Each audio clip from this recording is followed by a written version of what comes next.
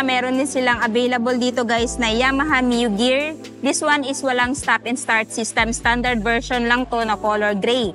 So kung interested kayo dito guys, meron siyang updated price ngayong buwan na 79,400 if bibili nyo po ng spot cash. Pero gusto nyo ng installment, of course meron siyang down payment na 6,000 at monthly sa 3 years na 3,768 at rebates na 200.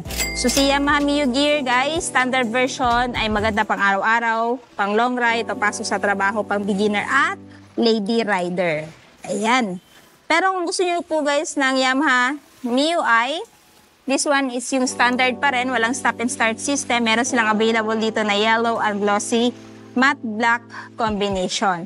So for this month, meron siyang SRP 77,900. Pero kung gusto nyo ng installment, down payment is 6,000 at monthly sa 3 years na 3,699 at rebates na 200. So napaka-fuel efficient din po nitong si Yamaha Mio I guys. Kahit na standard version at wala siyang stop and start system, kaya nitong umabot up to 45 to 48 km per liter. Pero may bari pa rin guys sa throttle hubby ng driver. So napagmaneho naman ako nito sa torque at saka sa power, meron din siyang ibubuga. So kung gusto niyo guys ng motor na full compact, highly recommend this one. So full review, check niyo lang sa aking channel. Pero kung naghahanap kayo guys ng higher displacement na scooter, meron din silang available dito na Yamaha Mio Aerox 155, which is this one is standard version. Hindi siya yung naka-ABS at naka-keyless. So for this month guys, eto si Yamaha Mio Aerox Racing Blue ay merong updated price na 124,000 pesos if spot cash. Pero kung gusto nyo ng hulugan, down payment is 12,000 at monthly sa 3 years na 5,783 at rebates na 200. So, pili na lang kayo guys, alin dito sa monthly, yung 1 year ba, 2 years, or 3 years ba, if ever installment yung pipiliin nyo. So, this one, maganda pang araw-araw, pang long ride, pang Philippine Loop, pang endurance, kasi full compact na din to. Meron siyang malaking fuel tank capacity, malaking underseat storage, naka-digital instrument panel na din siya. At the same time guys, sa comfort, ayan, hindi ka na magsisisi kasi comfort din yung binibigay niya. Pero kung gusto nyo guys ng Yamaha NMAX, meron din silang available dito na matte black at saka, dalawang matte black pala guys. Yamaha NMAX 155. So this one guys, pwede pang araw-araw, pang long ride, pang pasok sa trabaho, Philippine Loop, endurance, pwede to. Comfort din yung binibigay nito guys. Ito ay naka-keyless system, equipped din ng ABS, anti-lock braking system, traction control system. Gamit na gamit yan, lalong-lalo na kung gagamitin mo to sa long ride. Ayan, tapos this one is meron na din charging port, dalawang front pocket sa harapan, at merong malaking under seat storage. Ayan guys. So, kung gusto niyo ng mas detailed review nito, check niyo lang sa aking channel. So, for the meantime guys, dito tayo sa kanyang updated price ngayong buwan na, ayan, 151,900 if spot cash.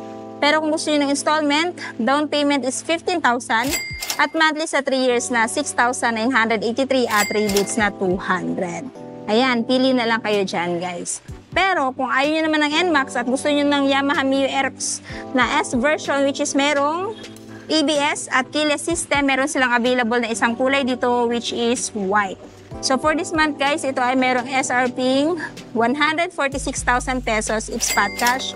Pero kung gusto nyo ng hulugan, down payment is 14,000 at monthly sa 3 years na 6,739 at rebates na 200. Ayan guys. So pili na lang kayo, alin dyan yung gusto nyo magiging monthly. Bigay din ito ay comfort sa long ride. Tapos modern na din kasi nakakiles na nga, ABS. Wala nga lang siyang traction control system. Pero meron siyang malaking underseat storage at meron din siyang charging port. Nandito. Ito yung charging port niya guys. No? So if I were you, kung bibili kayo ng Aerox, dito na kayo sa mayroong ABS. Para nang sa ganun sulit na sulit. Pero kung gusto niyo naman standard, wala din problema guys. Ayan. So comment down below kung gusto nyo itong bilhin si Yamaha Mio Aerox Standard or yung naka-ABS. Ayan. Pero kung naghahanap kayo ng mas higher displacement guys, meron din silang available na Yamaha X-Max. This one is yung 2024 model na matte gray, matte black combination. So si Yamaha X-Max guys, this one is hindi pa expressway legal dahil ito ay 300cc lamang. Ito ngayon ay merong SRP 306,000 pesos. Pero kung gusto nyo ng hulugan, down payment is 50,000 at monthly sa 3 years naman na 12,690 at rebates na 200. Ayan. Actually, naka-review na ako ng Yamaha X-Max na ganito yung itsura pero iba lang yung kulay. So, comment down below kung gusto nyo ito gawan ko ng review. Sa looks, comfort, ayan, may bubuga siya. No, kita niyo naman napakaangas ng forma niya, no. Tapos bago na din yung kanyang LED headlight. Ayan, para siyang X-shape. Tapos equipped na din siya ng ABS, ayan, traction at may malaking underseat storage. And meron silang available na color variant dito na matte black, which is ABS at saka racing blue. Ito yung standard. At meron din sila yung Cyan. Ito guys. Ayan, sa mga naghahanap ng Yamaha Sniper 155 Cyan, meron silang available dito na isang unit.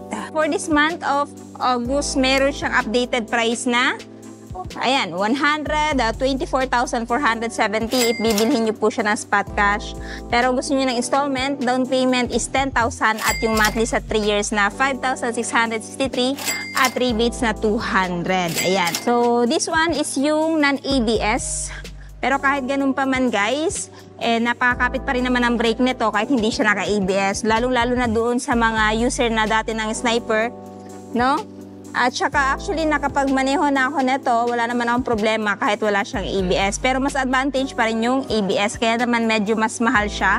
So for this month guys, itong si Yamaha Sniper 155 ABS version, meron siyang SRP 143,814 if bibilhin niyo po ng spot cash.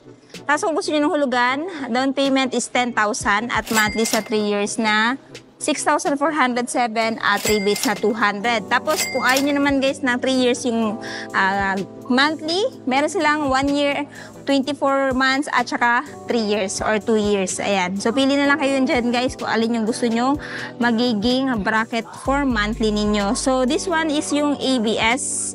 So ito yung pinakaunang Sniper guys na nilabas na ABS version, itong matte black. So kung gusto niyo yung detailed review nito guys, i-check nyo lang sa aking channel kasi na-review ko na din po ito. Equipped din po siya ng assist and slipper clutch, naka-liquid cooled pa rin po siya, BBA.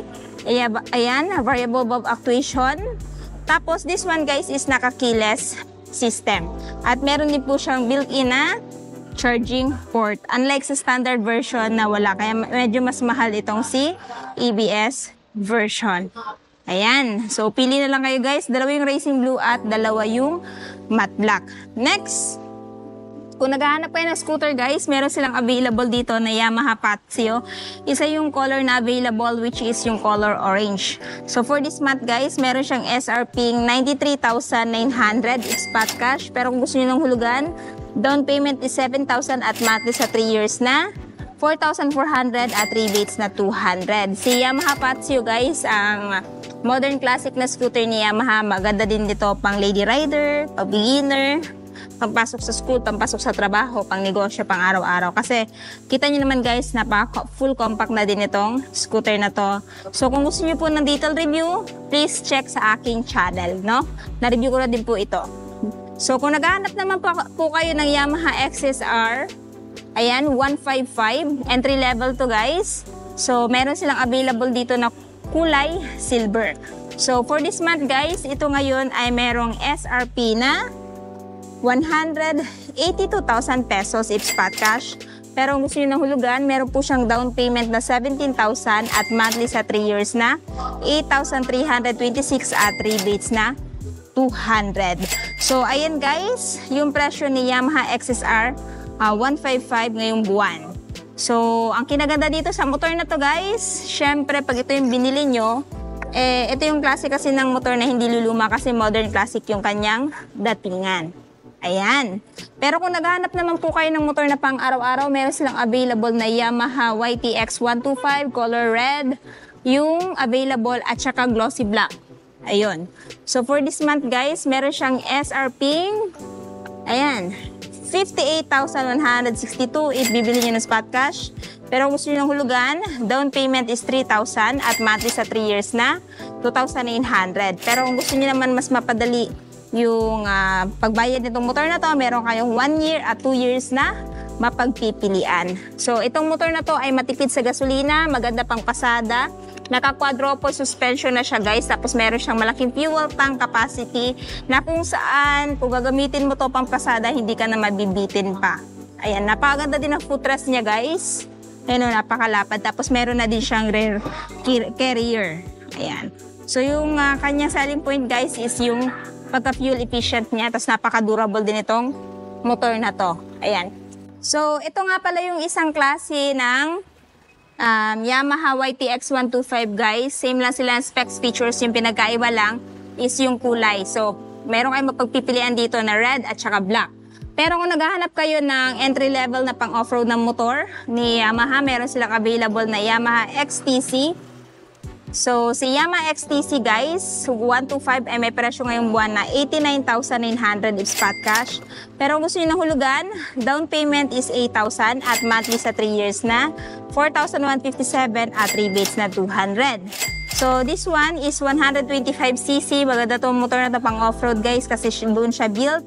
Yun nga lang naka-entry level siya. Tapos sa mga nagtatanong, siya po ay carb type pa rin. Full review, check nyo lang sa aking channel. So this one is si Yamaha Sniper 155 Saiyan. So ito yung pinaka-favorite na kulay ng mga riders ngayon kasi ito yung pinaka-bagong kulay, no?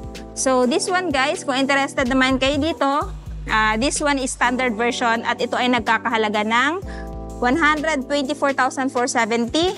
Pero kung gusto nyo ng installment, down payment is 10,000 at monthly sa 3 years na 5,663 at syempre may rebates na 200.